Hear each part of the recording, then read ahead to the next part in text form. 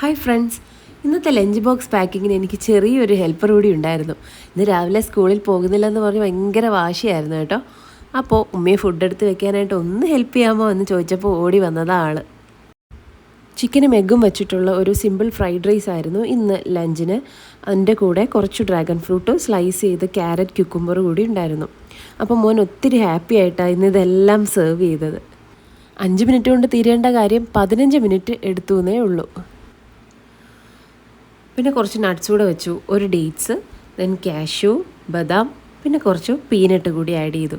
ഇങ്ങനെ food serve ചെയ്യുന്ന കാര്യത്തിൽ നിങ്ങളും കുട്ടികളെയും കൂടെ ഒന്ന് ഇൻക്ലൂഡ് ചെയ്ത് നോക്കിക്കേ. അവരെന്ത് ഹാപ്പി ആയിട്ടായിരിക്കും നിങ്ങളെ ഹെൽപ്പ് ചെയ്യുക.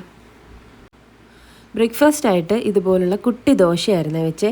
ആക്ച്വലി ഇവൻ ഒരു ദോശയാണ് കഴിക്കാറ്. അപ്പോൾ ആ ഒരു ദോശയുടെ മാവ് വെച്ചിട്ട് ഒരു 5 to 6 കുട്ടി ദോശയാണ് ചെയ്തെടുത്തത്. അപ്പോൾ അത് അവന് കഴിക്കാൻ വളരെ ഇൻട്രസ്റ്റിങ്ങാണ്. കൂടെ കടലക്കറി ഉണ്ടായിരുന്നു. അപ്പോൾ ഇതെല്ലാം ക്ലോസ് ചെയ്ത് പാക്ക് ചെയ്ത് വെച്ചതെല്ലാം മോൻ തന്നെയായിരുന്നേ.